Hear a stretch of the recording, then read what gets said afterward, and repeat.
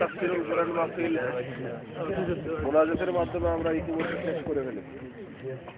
আমাদের ঐতিহ্য অনুযায়ী প্রতি মাহফিলের পর মঞ্চেই আমাদের সব স্বেচ্ছাসেবক ভাই এবং নেতৃবৃন্দ নিয়ে আমরা এটা সমাবেশ করে থাকি। এই সমাবেশ এখন শুরু হলো। আলহামদুলিল্লাহ, আল্লাহ রাসূলকে আমাদেরকে আদায় করতে হচ্ছে এ কারণেই যে আমাদের মাহফিলের অনুকূলে টোটাল পরিবেশ পরিস্থিতি ছিল এবং আমাদের মেহমান আজকের প্রধান অতিথি উনি দেরি করে এসেছেন। আমি কালকের থেকে ওনার জন্য টেনশনে ছিলাম। গতকালকে যিনি আমাদের প্রধান মেহমান ছিলেন, ওনার যে গাড়ি রূপসী বাংলা, এটা আজকে পুড়িয়ে দেওয়া হয়েছে, জানতেন আপনারা? ওনাকে আমি রাতে অ্যাম্বুলেন্সে ঢাকায় পাঠালাম। যদি উনি ওই টিকিট কিন্তু ছিল, ওই গাড়িতে যেতেন তাহলে হয়তো অনেক বড় দুর্ঘটনা ঘটে যেত।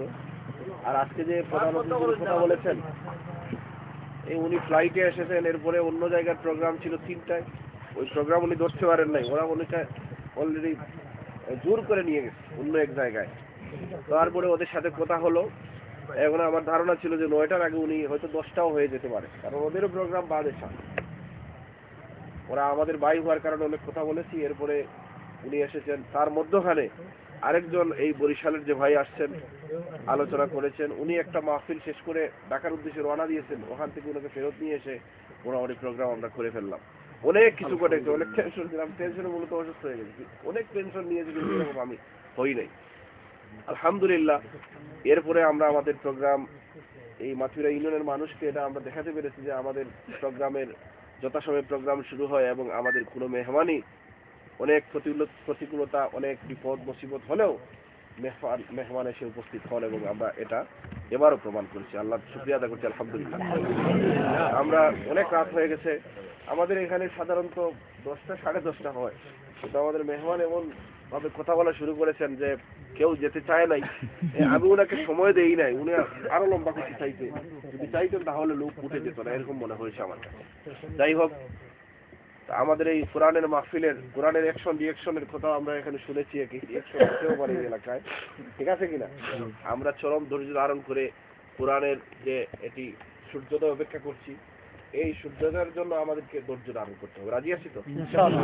রাজি আছি। সম্মানিত ভাইরা অনেক কষ্ট করেছেন, এই জন্য আপনাদেরকে ধন্যবাদ মরকে জানাচ্ছি। বিশেষ করে স্বেচ্ছাসেবক যারা ছিলেন, শিল্পীবৃন্দ যারা ছিলেন এবং আমাদের কার্যনির্বাহী পরিষদের সদস্যবৃন্দ, বিশেষ করে মুজিব ভাই এলাকা বাড়ি তো এখানেই, উনার উপর সব মুসিবত সব কিছু উনার উপরে গেছে। রাতেও আসতে হবে, গত রাতে পুলিশ এসে এটা ঘুরে গেছে, এটা আপনারা জানেন নাই, জানাইলে হয়তো ভয় পেয়ে যেতেন। ওরা অফিস থেকে আবার অনেক কথা বলে কি উত্তেজনা সৃষ্টি করে দিতেন, ওরা ঘুরে চলে গেছে, অসুবিধা নেই। তো এরপরে আরো অনেক সমস্যা ছিল আর কি, সবগুলো আমাদের মুজিব ভাই এবং ওনার পরিবার এই বিষয়গুলো দেখেছে, তাদেরকেও ধন্যবাদ জানাচ্ছি। এবং আমাদের যেসব মেহমানরা এসে কথা বলেছেন আমাদের আজকের এই এখনকার সমাবেশ থেকে, তাদেরকেও আমরা কৃতজ্ঞতা এবং ধন্যবাদ জানাচ্ছি। আমাদের লোকাল অনেক, আমাদের জুনেদ ভাই উনিও কথা বলেছেন, আমাদের এই মাহফিলে আরো যারা কথা বলেছেন সকলকে ধন্যবাদ জানাচ্ছি। এবং আমাদের মধ্যে এই এত বড় একটা বিশাল আয়োজন, বিদেশ থেকে অনেক বাইরে আমাদেরকে সহযোগিতা করেছেন, পরামর্শ দিয়েছেন, এলাকার অনেক বাইরে সহযোগিতা করেছেন, পরামর্শ দিয়েছেন।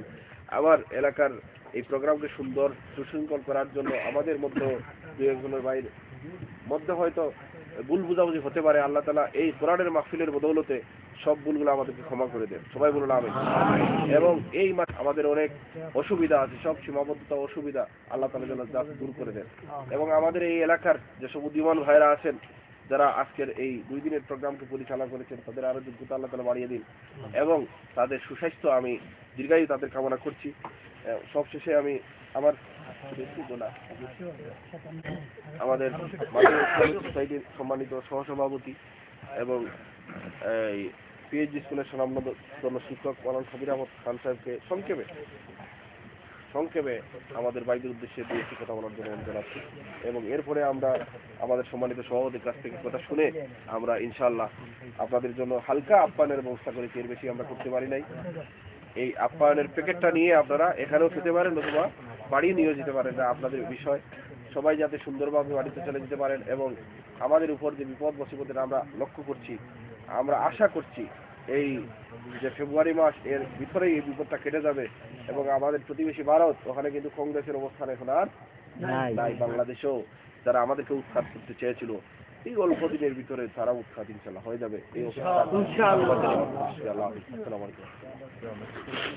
বিসমিল্লাহির রহমানির রহিম।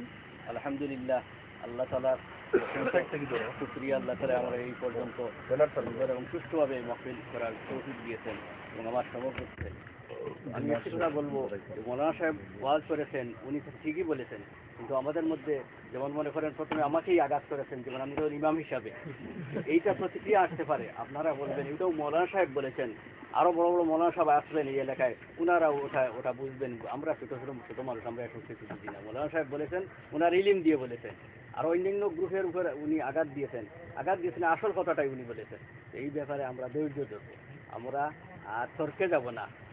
আর বিশেষ করে এই যে আমাদের এই পরিচালনার মধ্যে কোনো ত্রুটি বিচ্যুতি হয়, আমাদের শরীর বাহিনী কিন্তু দায়িত্বশীলদের কাছ থেকে যদি কোনো দুঃখ পেয়ে থাকেন, তাহলে আমি আপনাদের সবার কাছে ক্ষমা চাচ্ছি। এটা আমি মনে করি এটা আমারই দুর্বলতার কারণে। আল্লাহ তাআলা আমাদেরকে আরো সুন্দর, আরো বিশাল আয়োজন করার তৌফিক দান করুন।